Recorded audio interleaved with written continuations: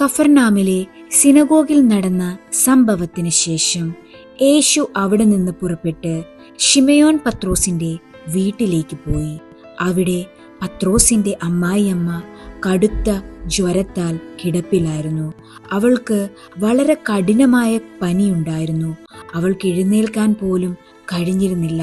അപ്പോൾ അവിടെയുണ്ടായിരുന്നവർ യേശുവിനോട് അവളുടെ കാര്യം സൂചിപ്പിച്ചു.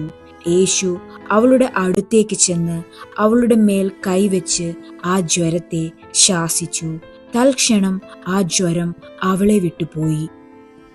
അവൾ ഉടൻ തന്നെ എഴുന്നേറ്റ് യേശുവിനെയും അവിടെ ഉണ്ടായിരുന്നവരെയും സേവിക്കാൻ തുടങ്ങി. സൂര്യൻ അസ്തമിച്ചതിനു ശേഷം ഗ്രാമത്തിലെ പലരും തങ്ങളുടെ രോഗികളെയും പിശാച് ബാധിച്ചവരെയും യേശുവിന്റെ അടുക്കൽ കൊണ്ടുവന്നു. യേശു ഓരോരുത്തരുടെയും മേൽ കൈവച്ച് അവരെ സൗഖ്യമാക്കി. പലരിൽ നിന്നും പിശാചുക്കൾ പുറത്തേക്ക് പോയി. ആ പിശാചുക്കൾ വിളിച്ചു പറഞ്ഞു, നീ ദൈവത്തിന്റെ പുത്രനാണ്. പക്ഷേ യേശു അവരെ ശാസിച്ച് മിണ്ടാതിരിക്കുവാൻ കൽപ്പിച്ചു. കാരണം ആ പിശാചുക്കൾ അറിയുന്നുണ്ടായിരുന്നു അവൻ മിശിഹ തന്നെയാണെന്ന്. അടുത്ത ദിവസം വളരെ പുലർച്ചെ യേശു എഴുന്നേറ്റ് പട്ടണത്തിൽ നിന്ന് പുറത്തേക്ക് പോയി. അവൻ ഒറ്റപ്പെട്ട ഒരു സ്ഥലത്ത് ഒറ്റയ്ക്കിരുന്ന് പ്രാർത്ഥിച്ചു. കുറച്ചു സമയത്തിന് ശേഷം ശിമയോൻ പത്രോസും മറ്റു ശിഷ്യന്മാരും യേശുവിനെ അന്വേഷിച്ച് അവിടെ എത്തി. അവർ യേശുവിനോടായി പറഞ്ഞു, എല്ലാവരും നിന്നെ അന്വേഷിക്കുന്നു. അപ്പോൾ യേശു അവരോടായി പറഞ്ഞു, നമുക്ക് മറ്റുള്ള ഗ്രാമങ്ങളിലേക്കും പോകാം. അവിടെയും എനിക്ക് ദൈവരാജ്യത്തിന്റെ സുവിശേഷം അറിയിക്കാനുണ്ട്. അതിനായിട്ടാണ് ഞാൻ വന്നത്.